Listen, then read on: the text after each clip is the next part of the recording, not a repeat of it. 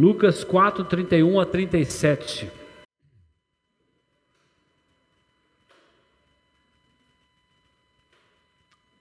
Vamos orar. Senhor, aqui estamos na presença do Senhor. Diante de nós, a Tua palavra, a verdade da Tua palavra. Venha falar aos nossos corações, para a glória e louvor do Teu nome. Que o Senhor possa, meu Deus, por meio desta mensagem, nos trazer graça, sabedoria e conhecimento de Ti e da Tua palavra cada dia mais. Que o nome do Senhor seja engrandecido, que o Senhor seja grande aqui, que eu diminua. Para a glória do Teu nome, oramos e agradecemos. Amém.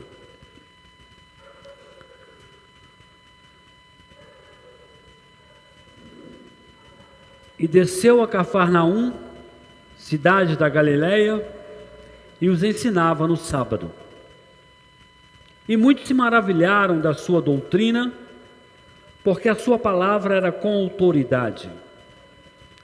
Achava-se na sinagoga um homem possesso de um espírito de demônio imundo, e bradou em alta voz: Ah, que temos nós contigo, Jesus Nazareno? Vieste para perder-nos?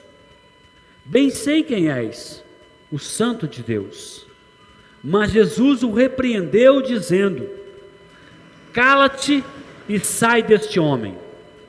O demônio, depois de o ter lançado por terra no meio de todos, saiu dele sem lhe fazer mal. Todos ficaram grandemente admirados e comentavam entre si, dizendo: Que palavra é esta? Pois com autoridade e poder ordena aos espíritos imundos e eles saem. E a sua fama corria por todos os lugares da circunvizinhança. Amém. Podem se sentar.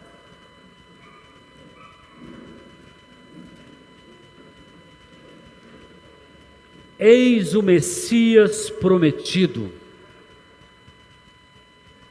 Messias, uma palavra do hebraico que significa ungido do Senhor. É o mesmo que Cristo no grego, que também significa ungido. E nós, semana passada, por meio da mensagem que nos trouxe o pastor Rony, ouvimos que Jesus abriu o livro do profeta Isaías e que ele falou de maneira poderosa diante dos seus ouvintes nazarenos que ali estavam naquela sinagoga. E com aquela palavra de Isaías 61, Jesus disse que havia se cumprido aquela profecia de Isaías. Por meio dessa palavra de Jesus diante dos nazarenos, ele deixou bem claro para os seus ouvintes que ele era o Messias prometido. Ficou bem claro para aqueles ouvintes e para nós também que ouvimos a mensagem por meio do pastor Rony, que Jesus, ao apresentar essa profecia, a discorrer sobre ela, ele estava declarando que havia se cumprido essa profecia e que ele era o Messias prometido. É interessante nós observarmos que os milagres de Jesus tinham um propósito bem definido. Não era para aparecer, para mostrar o quanto poder ele tinha, para mostrar que ele era poderoso, que ele fazia coisas extraordinárias. O objetivo dos milagres de Jesus, o objetivo dos sinais de Jesus, era mostrar para os judeus que ele era o Messias prometido de acordo com as profecias. Ao longo dessa série em Lucas, nós veremos muitas exposições sobre os milagres de Jesus. E certamente nós perceberemos que muito de seus milagres tinha como objetivo apontar para o fato de que ele era o Messias prometido. Olha o que diz a profecia de Isaías, capítulo 35, 5 a 8. Vocês puderam ver aqui que o livro de Isaías, o profeta Isaías viveu no período de entre 700 e 722 antes de Cristo. E então aproximadamente 700 anos antes de Jesus nascer, Isaías já havia profetizado sobre a vinda do Messias. Os judeus conheciam essas profecias e eles aguardavam o Messias. Então Jesus, por meio dos seus milagres, por meio dos seus sinais, ele estava mostrando para aqueles que conheciam as profecias que ele era o Messias. Olha o que diz o texto de Isaías 35, 5 a 8. Isaías 35, 5 a 8.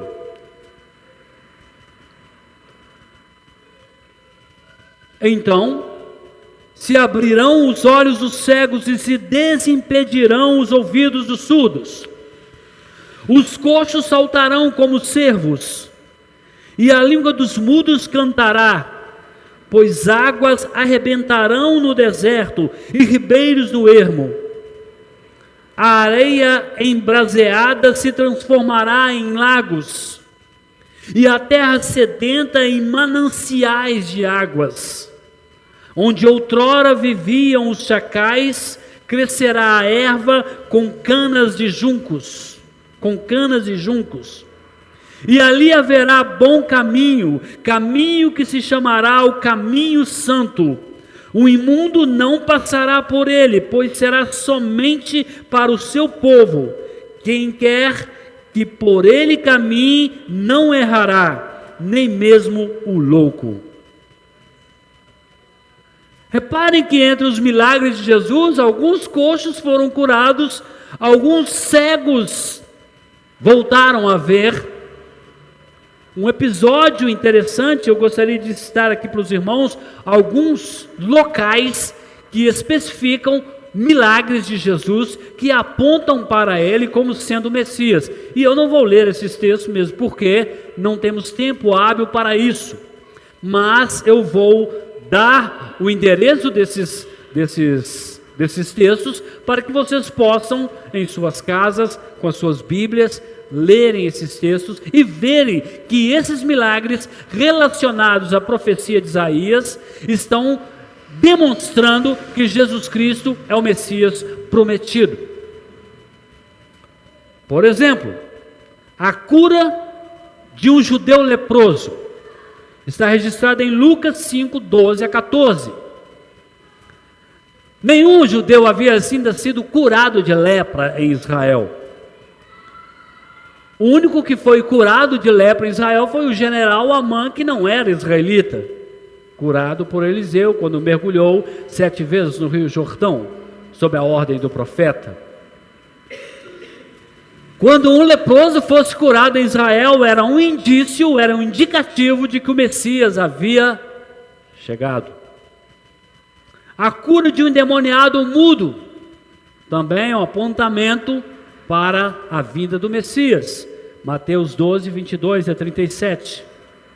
A cura do judeu leproso, Lucas 5, 12 a 14. A cura de um endemoniado mudo, Mateus 12, 22 a 37.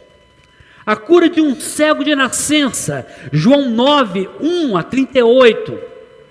Essa é uma das coisas, dos milagres mais extraordinários que apontam para Jesus como sendo o Messias. Esse homem nasceu cego e Jesus o curou e ele voltou a ver. E esse é um dos episódios mais lindos da palavra dos evangelhos. E o quarto, entre tantos outros, mas eu coloquei somente 4, a ressurreição de Lázaro. João 11, 1 a 14. A ressurreição de um morto depois de 4 dias morto. E por que isso é importante? Porque segundo os judeus, eles entendiam que uma pessoa morria e o espírito dessa pessoa ficava ali esperando por 3 dias uma possível ressurreição dessa pessoa. Então eles acreditavam que o espírito ele ficava ali pairando sobre o corpo durante 3 dias, para ao final dos 3 dias, enfim, ele ir para a eternidade. Eles acreditavam nisso. Então, por que Jesus esperou exatamente 4 dias? Para mostrar para eles que ele, como Messias, tinha poder de trazer o espírito dos mortos do céu e dar vida àquele homem. Então foram milagres específicos que Jesus nos fez para demonstrar para os judeus, para os seus ouvintes, que ele era o Messias prometido e que a profecia estava se cumprindo na pessoa dele. No texto de hoje nós veremos um aspecto importante da autoridade de Jesus como Messias. Primeiro, a pregação de Jesus não vinha de alguma escola rabínica. Ele não estava sob a liderança de algum rabino ou de alguma escola. Ele estava exercendo sua autoridade direta pela unção do Espírito Santo, pelo poder do Espírito. Segundo, ao expulsar o demônio, ele o fez o seu próprio nome e autoridade. E depois vamos falar um pouco mais sobre isso. O texto de hoje deixa bem claro que Jesus apresenta as credenciais de Messias, as credenciais do Messias prometido pelos profetas. Então Jesus Cristo fez tudo o que fez, da maneira como fez, para mostrar para os judeus, para aquele povo, que ele era o Messias prometido e que a profecia havia se cumprido. Os milagres dele, a palavra dele, a obra dele, como ele expulsava os demônios, tudo o que ele fez apontava para ele como sendo o Messias prometido. Então vamos ao nosso texto. Nos versos 31 a 32, o povo de Cafarnaum conhece Jesus. Lucas 4, 31 a 32, Jesus desce para Cafarnaum. O significado de Cafarnaum é vila de conforto. Depois que ele foi rejeitado em Nazaré, que significa o que é guardado, ele desce para Cafarnaum. Ele é rejeitado no lugar onde ele era guardado, para ser confortado em Cafarnaum. Interessante. É claro que isso é uma analogia minha aqui, não está na Bíblia, é apenas uma conjectura. Pouco sabemos sobre a localização dessa cidade de Cafarnaum, pouco se sabe. Porém, sobre Nazaré, sabe-se muita coisa sobre ela e nós não vamos nos ater a isso. Nós sabemos que por meio dos outros evangelhos, Cafarnaum foi uma das cidades que mais presenciaram e que mais desfrutaram dos milagres e da pessoa de Jesus. Por exemplo, em Cafarnaum, a cura do servo do centurião romano aconteceu. Está lá em Mateus 8, 1 a 13. Em Cafarnaum, a sogra de Pedro foi curada, logo depois do nosso texto de hoje. Mateus 8,14 também descreve isso. Jesus também curou um homem atormentado por um espírito imundo. Está descrito lá em Marcos 1,32. E evidentemente que Marcos pode estar se referindo ao mesmo que nós estamos tratando hoje.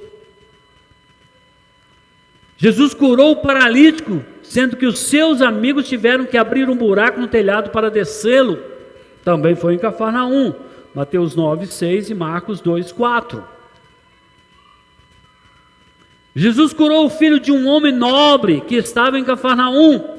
Também está descrito em João 4, versículo 46. Jesus predisse a destruição dessa cidade. Segundo Jesus, se os milagres que eles presenciaram tivessem sido feitos em outras cidades, eles teriam se arrependido e se convertido. Então, ai de ti, né? Cafarnaum, Corazim, cidades, porque se em Sodoma e Gomorra, se em outras cidades tivessem sido ouvido o que vocês ouviram e visto o que vocês viram, eles teriam crido. E é interessante, voltando lá para a profecia de Isaías, que nós não podemos nos ater muito a ela, no capítulo 35, que esses surdos e cegos também têm um aspecto espiritual, não literalmente, mas também as pessoas começaram a enxergar as coisas espirituais e ouvir as coisas espirituais. Então, os cegos espirituais passaram a ver, os surdos espirituais passaram a ouvir. Então, a obra do Messias, sua mensagem, seus milagres foram extraordinários e apontavam o cumprimento da profecia. Então a cidade de Cafarnaum experimentou essa bênção maravilhosa de ouvir a mensagem de Jesus, de ouvir e ver os milagres de Jesus. Jesus passou então a morar em Cafarnaum. O texto diz que ele ensinava num sábado, numa sinagoga em Cafarnaum. Assim como ele ensinou em Nazaré, ele sentou-se para ensinar numa sinagoga. Aos sábados ele ia às sinagogas, como qualquer judeu ia. O pastor Rony nos falou sobre o que é uma sinagoga, então não vou me ater a isso aqui. Qualquer dúvida, pergunte para o pastor Rony.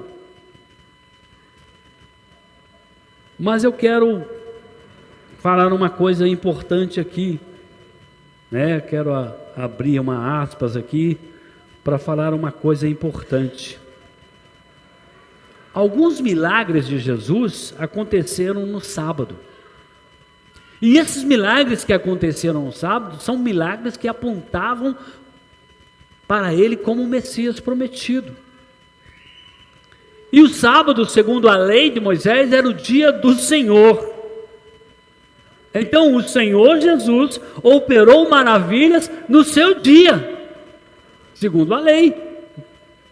O Senhor do sábado, o Senhor Todo-Poderoso, fez maravilhas também no seu dia, porque o dia é do Senhor. É claro que nós sabemos que todos os dias são do Senhor, mas novamente vejo um apontamento para os judeus de que o Senhor Jesus Cristo tem autoridade e Ele é o Messias para inclusive operar milagres, fazer obras no seu dia. Muitos lá em Cafarnaum ficaram maravilhados com a doutrina, pois Jesus pregava como quem tem autoridade. O ensino de Jesus, irmãos, era ministrado com extrema sabedoria, com extrema unção e poder e graça, e a multidão ficava perplexa, maravilhada. O texto diz que Jesus ensinava com autoridade. E é interessante porque alguns estudiosos entendiam o seguinte: uma pessoa, para trazer uma mensagem, um ensinamento, ele estava embasado, ele estava fundamentado numa linha teológica, numa escola rabínica. Então existiam escolas de rabinos famosos. E os discípulos desses rabinos, eles davam ensinos nas sinagogas e entre o povo. Então, a que escola responde a esse rabino? Podia alguém perguntar? O rabino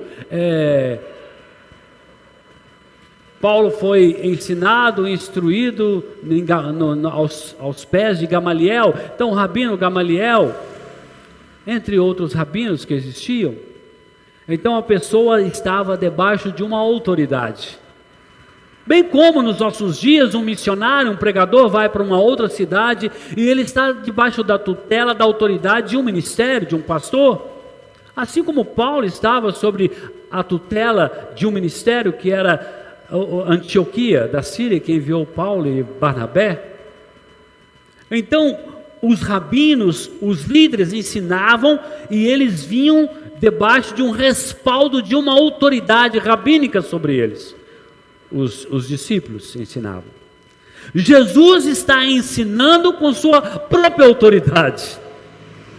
E ele está exercendo, operando maravilhas com sua própria autoridade. Ele não está debaixo de algum tutor humano. Ele o faz pelo seu próprio poder. Na unção do Espírito Santo. Ele não reivindica nenhum nome para ensinar, para pregar e operar milagres. Nós vemos na sequência que Jesus vai confirmar a sua autoridade superior. Isso está nos versículos 33 a 34. O demônio que está ali na sinagoga reconhece o Messias. Vemos aqui que até mesmo os seres espirituais reconhecem e respeitam a autoridade do Filho de Deus Todo-Poderoso. É interessante notar que o homem possesso estava dentro da sinagoga. E talvez por muitos anos ali ele estava. E talvez por muito tempo, quem sabe, ele estava sentado ouvindo os ensinamentos.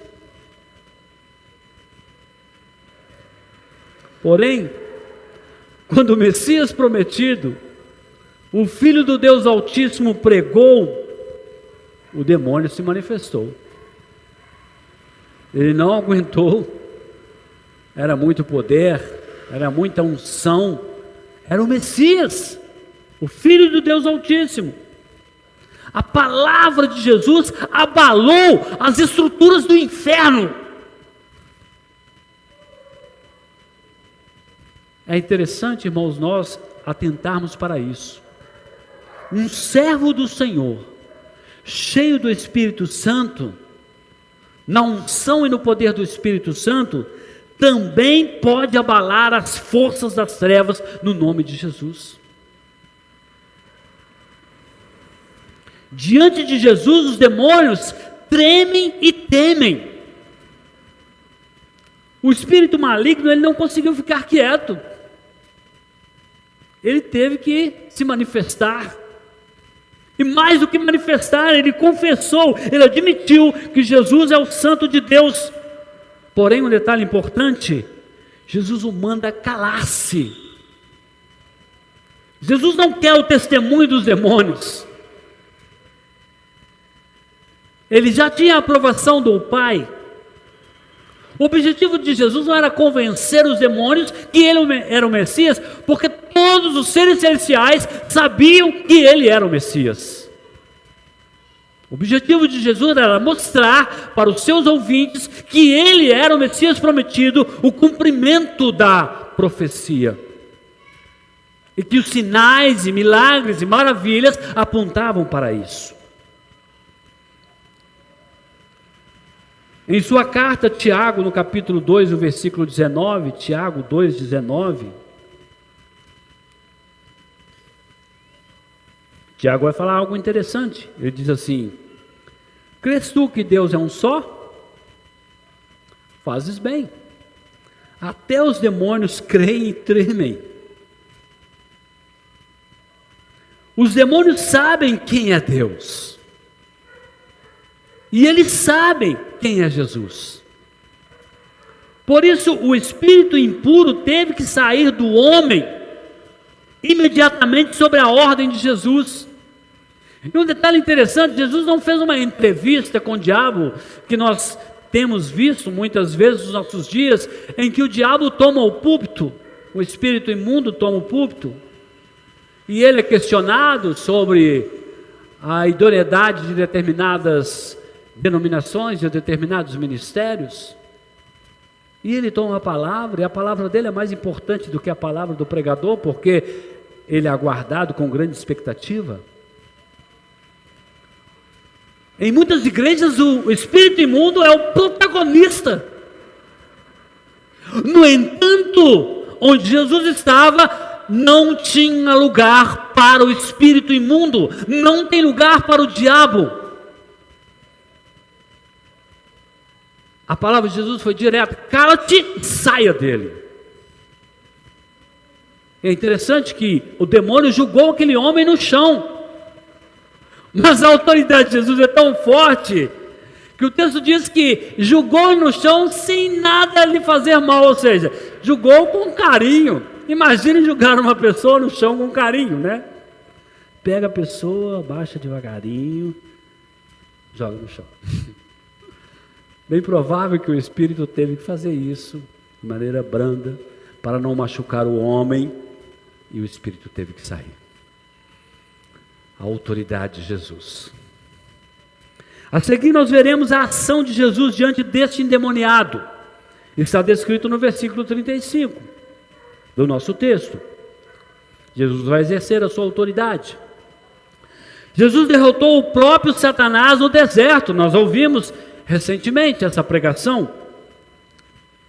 E certamente a notícia da vitória de Cristo no deserto correu entre os demônios. E agora todos os demônios, todos os espíritos estão atônitos, porque a derrocada deles está chegando. A derrota final deles está chegando. O Messias veio para quê? Para destruir as obras do diabo. Olha o que diz João em sua carta, 1 de João 3, versículo 8. A partir do versículo 8. Aquele que pratica o pecado procede do diabo, porque o diabo vive pecando desde o princípio. Para isso se manifestou o Filho de Deus, para destruir as obras do diabo. Agora há esperança para aqueles que creem no Evangelho. Jesus impõe sua autoridade, e os demônios reconhecem e se sujeitam. Glória a Deus! Que vitória maravilhosa e extraordinária! A manifestação, a vida do Messias veio para destruir as obras do diabo. Então Jesus já começa dando as suas credenciais para os demônios. Eu tenho autoridade aqui, agora quem manda sou eu, e a minha ordem vocês têm que obedecer. Esse é o Messias, só o Messias pode fazer isso. Havia, meus irmãos, exorcistas no tempo de Jesus. Eles usavam o nome de alguém para reivindicar a sua autoridade. Eles usavam seus encantamentos, as suas maneiras de expelir os demônios, de exorcizar. Não sabemos exatamente com qual poder o faziam, mas o faziam. Em Atos capítulo 19, 13 e 15, nós vemos que não era pelo poder do nome de Jesus. Mais tarde, depois, é claro. Veja comigo Atos 19, 13 a 15, por favor.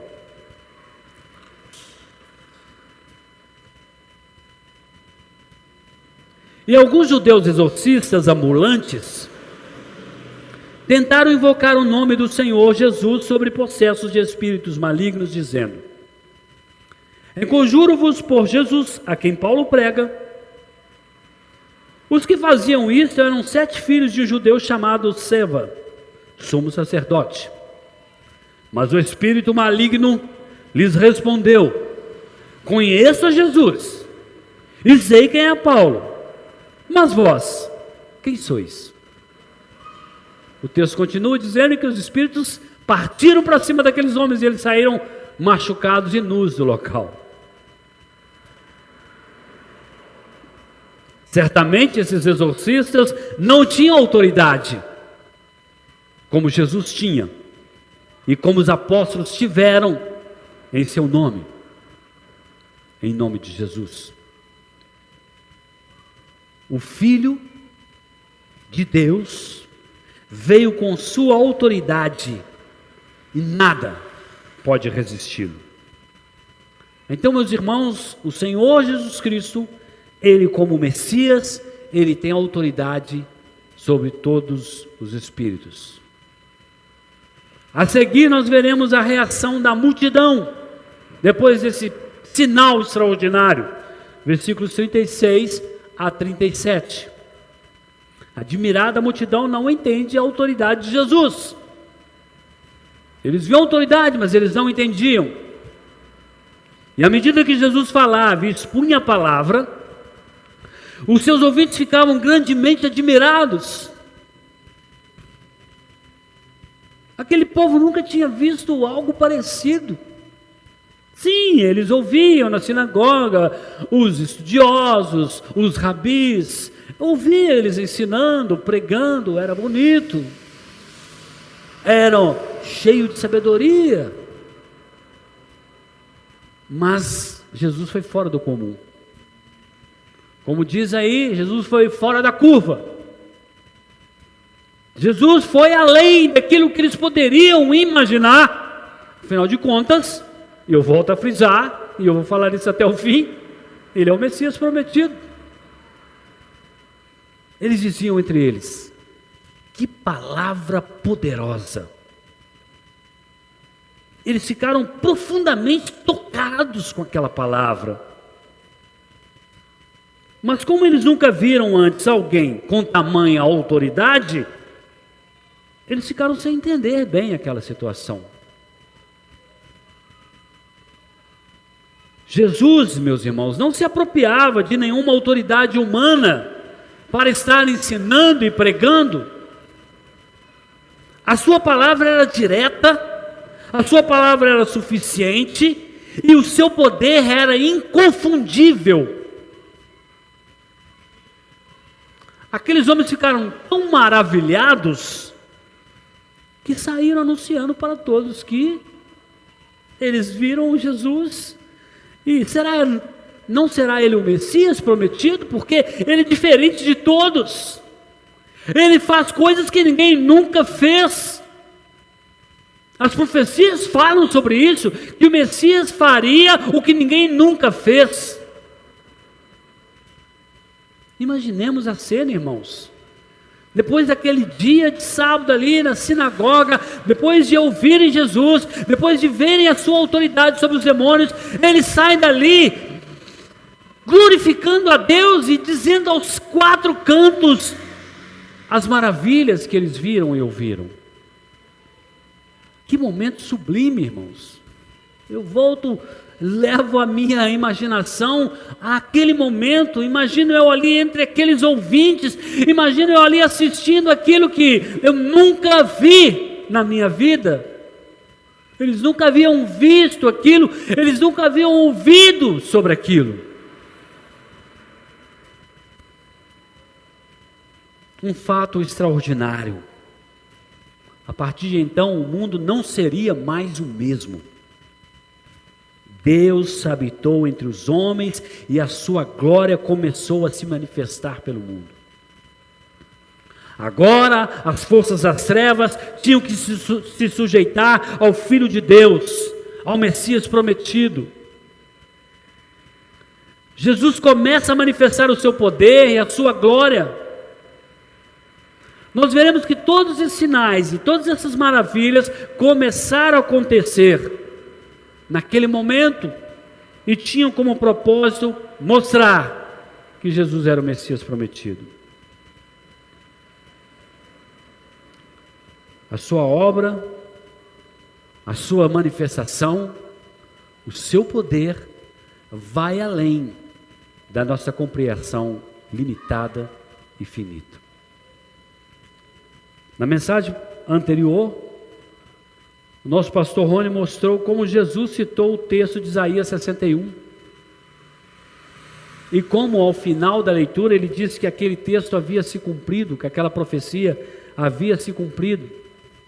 Está lá registrado em Lucas 4, 17 a 21.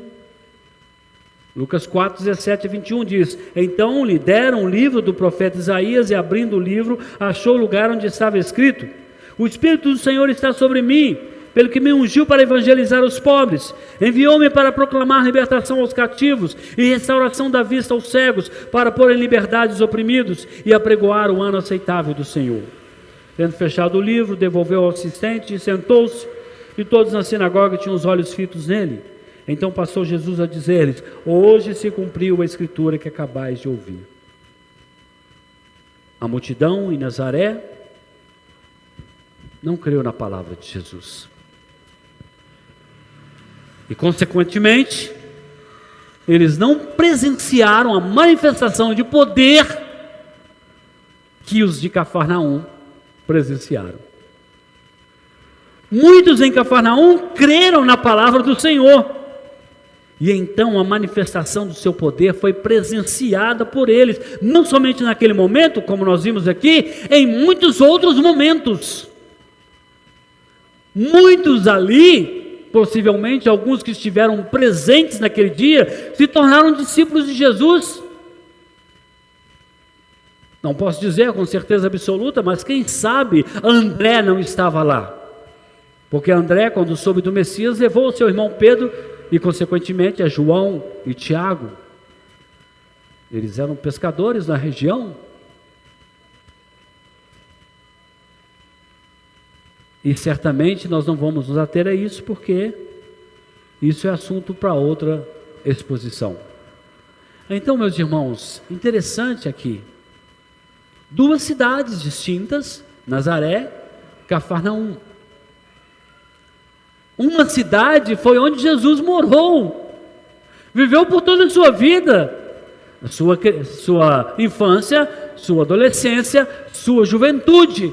E agora, com 30 anos, pronto para o ministério, ele vai na sinagoga de Nazaré, a sua cidade, e ele prega ali, e ele decreta o cumprimento da profecia, e os seus conterrâneos rejeitam. Mas mais do que rejeitarem a mensagem de Jesus, eles tentam matar Jesus. Imagine Jesus passando no meio deles. E eles vendo Jesus ali, aquele homem que eles conheciam, indo embora. Indo para outra cidade. E nessa cidade, demonstrando o seu poder e a sua glória. Esse texto de hoje existe algumas coisas importantes para nós aprendermos aqui. A primeira delas é que, diferente de Nazaré, Cafarnaum acolheu Jesus e ele passou a residir em Cafarnaum. Jesus, irmãos, viveu, como eu disse, quase 30 anos em Nazaré. E quando ele pregou na sinagoga, eles ficaram maravilhados, porque a palavra era uma palavra poderosa. Mas apesar dessa palavra maravilhosa, eles rejeitaram e tentaram tirar a vida de Jesus. Como eu disse, a triste cena de Jesus sendo empurrado pela multidão para a beira do abismo, e de repente não sabemos como, se ele ficou invisível, ou se ele pelo seu próprio poder abriu aquela multidão e passou no meio deles, sem que eles pudessem tocar nele. O certo é que Jesus passou no meio da multidão que queria empurrá-lo no abismo, e ele sai da sua cidade, e ele vai para outra cidade, que o acolhe, que o recebe. Muitas vezes, irmãos, as pessoas ficam maravilhadas com a palavra de Deus, mas na hora de decidirem, na hora de tomarem uma decisão séria, que significa muita coisa, eles rejeitam a Cristo, rejeitam o Evangelho e, consequentemente, trazem condenação para si. Muitas pessoas ouvem o Evangelho, ouvem a pregação da palavra de Deus. É comum você, no final do culto, ouvir um visitante dizer: pastor, glória a Deus, Deus falou ao meu coração por meio dessa palavra. É comum você ouvir amigos, vizinhos, colegas, eu dizendo: não, o Evangelho é maravilhoso, a palavra de Deus é maravilhosa. Inclusive eu estou assistindo as novelas da Record e, nossa, que coisa! Como é linda a história! Como é maravilhoso! Não é? Se maravilham com a palavra, mas rejeitam o Messias, rejeitam o Salvador. Olha o que Jesus diz em Mateus 10, 14. Mateus 10, 14.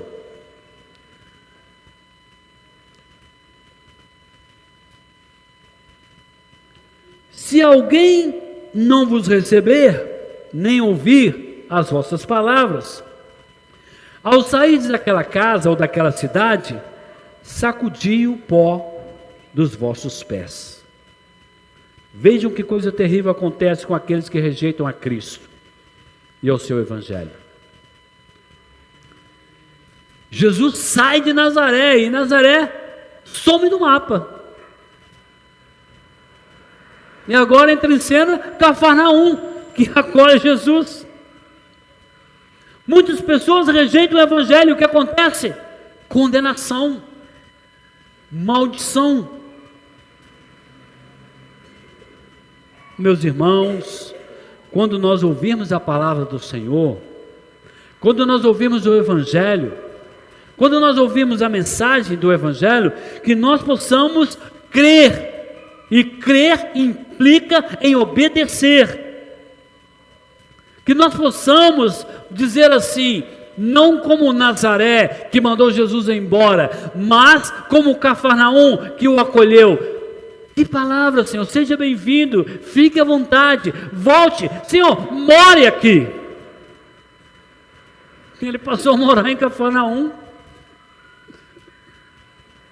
Que coisa maravilhosa, o Filho de Deus, o Messias prometido agora, é um cidadão da cidade de Cafarnaum.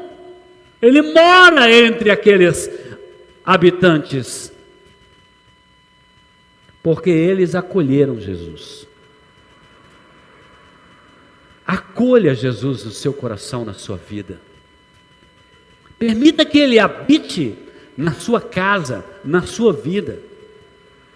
Quando você ouvir a palavra maravilhosa dEle, e quando você experienciar os milagres dEle, você diga, Senhor, a partir de agora, Tu serás sempre o meu hóspede, porque não há palavra melhor do que a Tua, e não há poder maior do que o Teu, e não há Senhor maior do que o Senhor.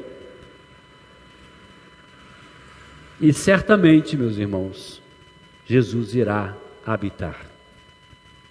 Certamente você vai desfrutar dessa graça maravilhosa, desse poder maravilhoso. E Ele estende para você, gratuitamente, o seu Evangelho, a sua palavra. E Ele gratuitamente oferece a você a sua graça, a sua compaixão, o seu amor, a sua presença. Mas Jesus é sensível. Um primeiro sinal de rejeição, Ele irá se retirar. Não é como aquele sujeito sem noção, que ele vai na sua casa e sabe que você não gosta de recebê-lo, mas ele volta e continua vindo. Não, Jesus, primeira percepção de que você não quer recebê-lo, ele vai embora. Quando ele vê que você prefere um programa de televisão do que ele, quando ele vê que você prefere um time de futebol do que ele, quando vê que você prefere os seus prazeres, os seus deleites mais do que ele, e não estou dizendo que essas coisas são ruins, porém elas devem ser colocadas no devido lugar, porque existe um lugar absoluto que tem um dono, e esse dono é Jesus. E quando Ele estiver ali, você experimentará a sua palavra poderosa e as suas bênçãos maravilhosas. Segunda coisa importante nesse texto: na sinagoga de Cafarnaum, havia um homem endemoniado. Antes de Jesus, ele era um frequentador assíduo da sinagoga de Cafarnaum. Quem sabe, ele era um membro da congregação e ficava ali quietinho, cheio de demônio, quietinho. Mas quando Jesus chegou naquele lugar, e a sua palavra poderosa, o espírito imundo não suportou. Ele teve que se manifestar para em seguida sair daquele homem.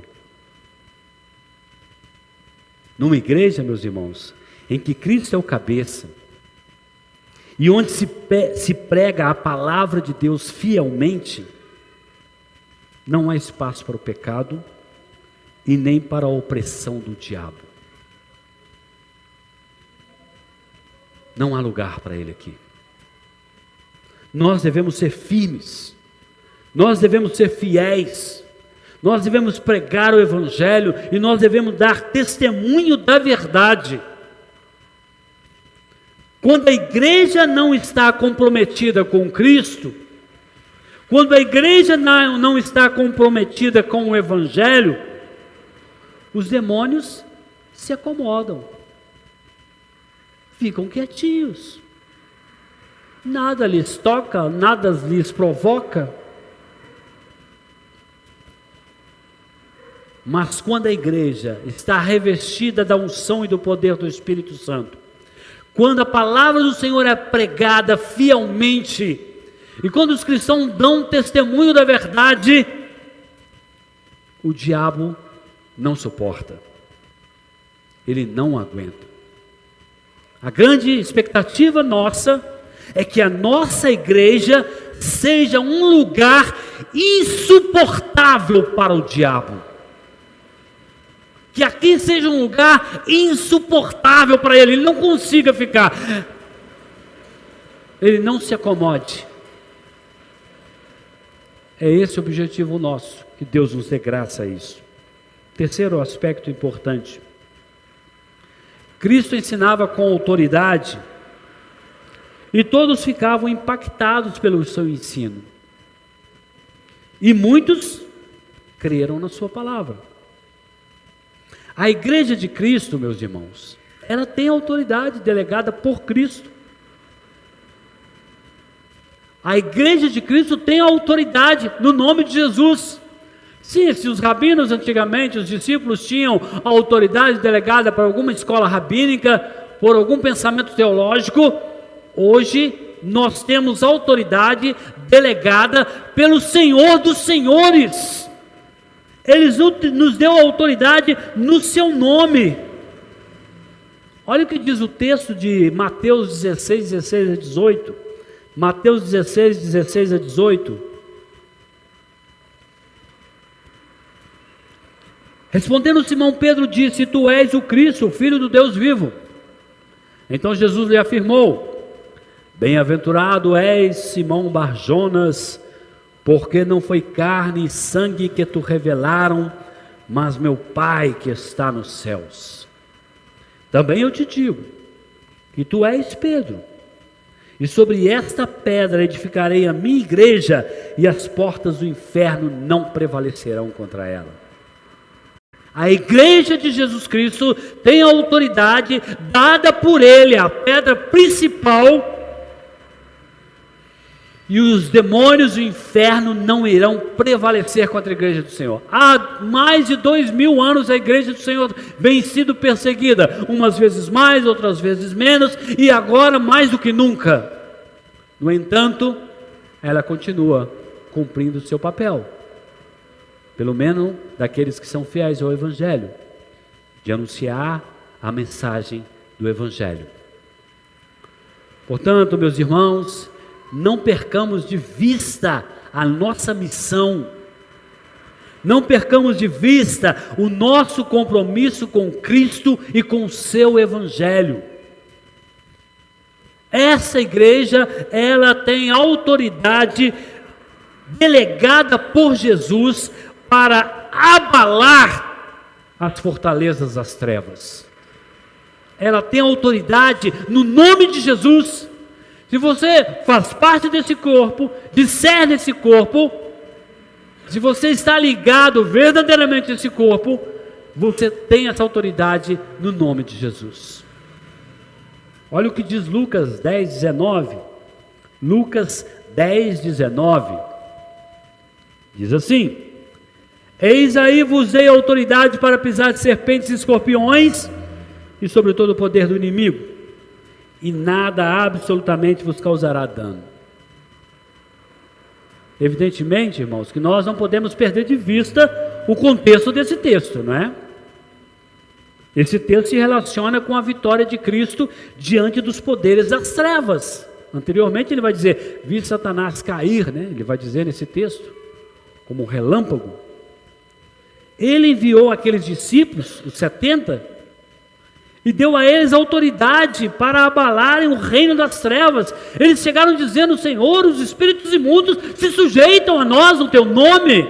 Pessoas são curadas, milagres são feitos. Jesus está dizendo, estou enviando vocês com autoridade minha para que o mundo veja que o reino das trevas vai cair por terra e o meu reino será estabelecido no coração daqueles que creem.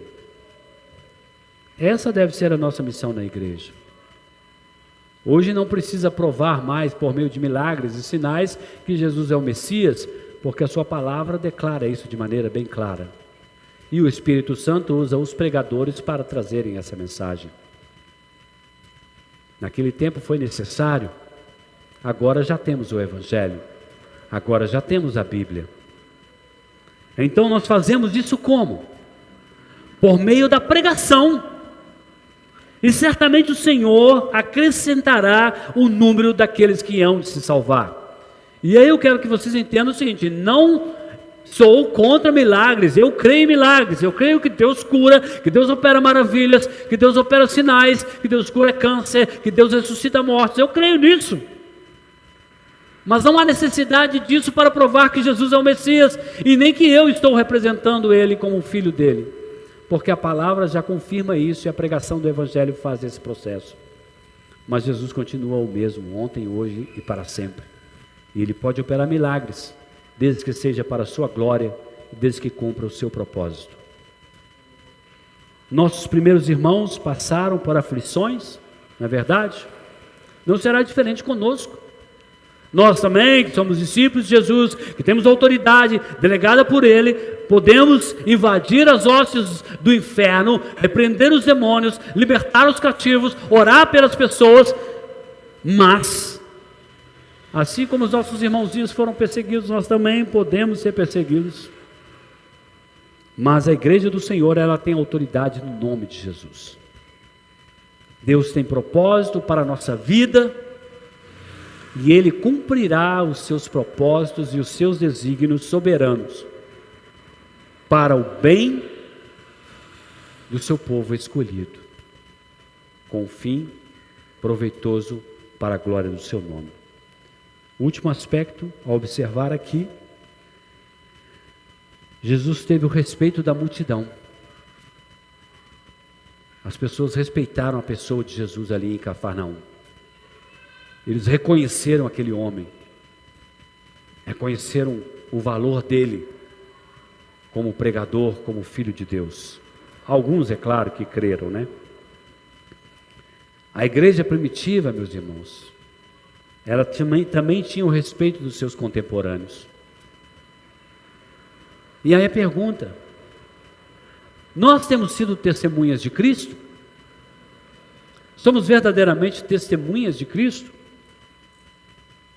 Nós somos respeitados pela nossa comunidade, pelas pessoas com as quais nós convivemos, ainda que eles não creiam, mas eles respeitam a nossa convicção, a nossa idoneidade, a nossa honestidade com aquilo que pregamos.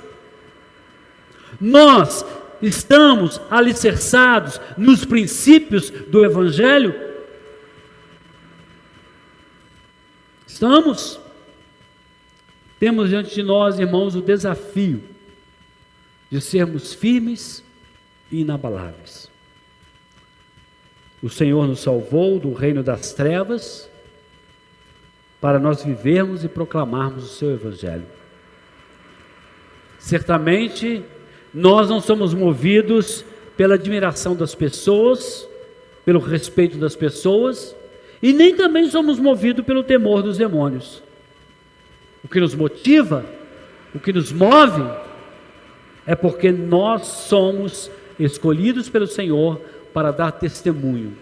E o nosso objetivo não é a admiração e o respeito das pessoas, nem o temor dos demônios, mas é glorificar o nome do Senhor.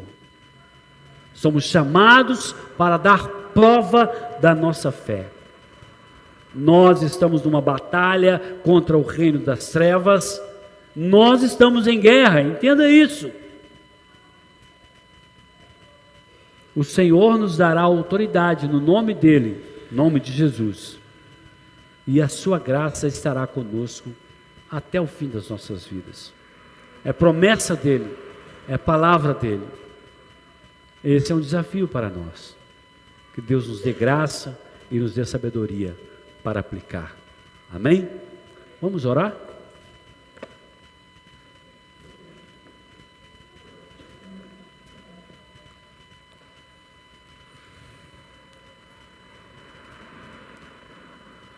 Senhor, nós agradecemos pela misericórdia do Senhor para conosco. Às vezes nós não temos ideia do que nós temos em Cristo. E por isso, não damos o devido valor. Abra os nossos olhos para enxergar a condição que nós temos, sendo tão miseráveis e indignos, mas pela Tua graça, nós temos uma posição, uma responsabilidade e um dever para contigo. Nos ajude, Senhor, em nome de Jesus. Amém.